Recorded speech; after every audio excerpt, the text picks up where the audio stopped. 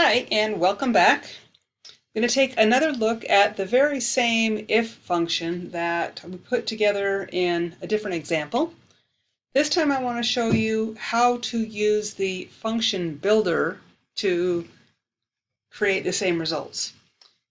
It's helpful if you're not comfortable typing out what all the arguments would be. As always, you're going to start with the specific cell where you want the formula or the results of the formula to show up.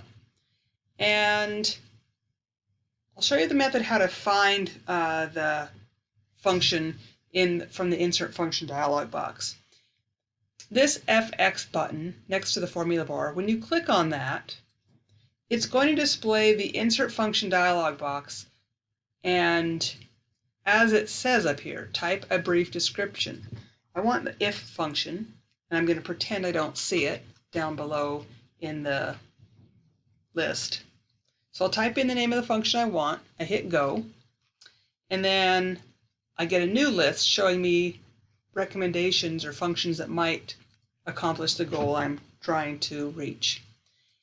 As you select different functions from the list, the dialog box displays a description for you. And this is the same description that displays on the screen if you're manually typing it out. The if function is what I want, so I'm going to go ahead and hit OK.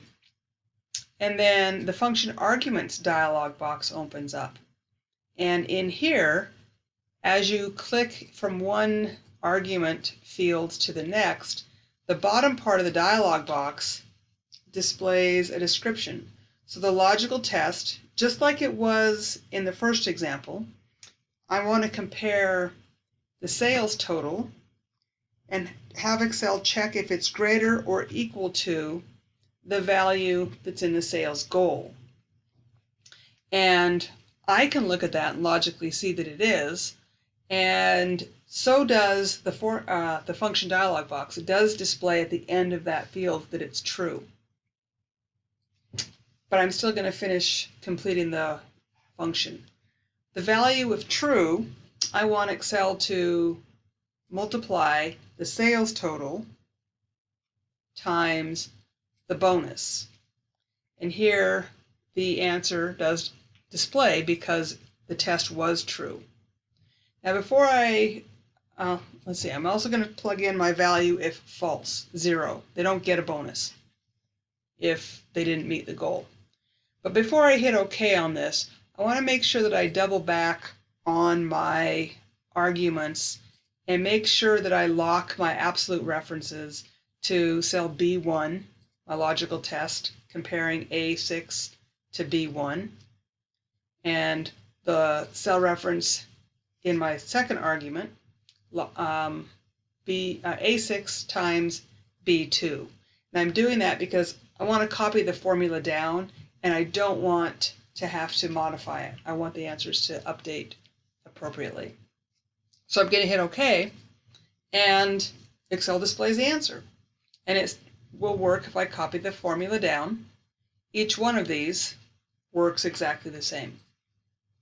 So that's how to build a function using the insert function dialog box. The formula bar still displays the function that we just created.